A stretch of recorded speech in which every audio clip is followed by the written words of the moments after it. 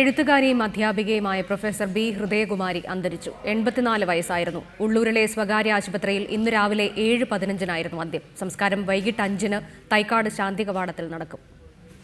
മികച്ച പ്രഭാഷക, നിരൂപക, വിദ്യാഭ്യാസ വിചക്ഷക ഹൃദയകുമാരിയുടെ വ്യക്തിപ്രഭാവം വിശേഷണങ്ങളിൽ ഒതുങ്ങുന്നതല്ല. 38 വർഷക്കാലത്തോളം സംസ്ഥാനത്തെ വിവിധ കോളേജുകളിലായി അധ്യാപികയായി പ്രവർത്തിച്ചു.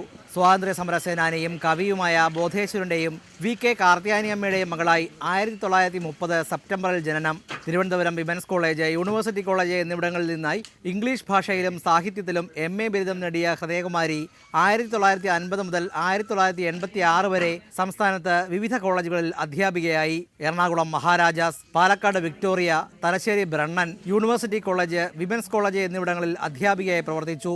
3 വർഷം വിമൻസ് കോളേജ് പ്രിൻസിപ്പലായി പ്രവർത്തിച്ച ശേഷമാണ് സർവീസിൽ നിന്ന് വിരമിച്ചത്. നന്ദിപൂർവ്വം എന്ന പേരിൽ ആത്മകഥ പ്രസിദ്ധീകരിച്ചു. ശങ്കരനാരായണൻ തമ്പി അവാർഡ്, പ്രൊഫസർ ഗുപ്തൻ നായർ സ്മാരക അവാർഡ്, ദിശ ഗ്ലോബൽ ഗ്രീൻ അവാർഡ് തുടങ്ങിയ പുരസ്കാരങ്ങൾ ലഭിച്ചിട്ടുണ്ട്. സംസ്ഥാനത്തെ സർവകലാശാലകളിലും കോളേജുകളിലും choice based credit and semester രീതി നടപ്പാക്കുന്നത് സംബന്ധിച്ച് റിപ്പോർട്ട് സമർപ്പിച്ച സമിതിയുടെ അധ്യക്ഷ ടീച്ചറായിരുന്നു.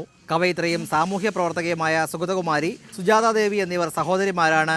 പ്രൗഢയായ സാഹിത്യ നിരൂപക എന്നതിലുപരി വാത്സല്യം നിറഞ്ഞ അധ്യാപിക കൂടിയായിരുന്നു ടീച്ചർ. ഇംഗ്ലീഷ് സാഹിത്യം തലമുറകൾക്ക് അനായാസം പരിചയപ്പെടുത്തിയ ടീച്ചർ വിദ്യാഭ്യാസ വിചക്ഷക എന്ന നിലയിലാണ് കൂടുതൽ സംഭാവനകൾ നൽകിയത്. അറിവിൻ്റെ വാതായനങ്ങളിലേക്ക് ഒട്ടേറെ കുട്ടികളെ കൈപിടിച്ചുയർത്തിയ ശേഷമാണ് ടീച്ചർ നടന്നു മറയുന്നത്. റിപ്പോർട്ടർ, തിരുവനന്തപുരം.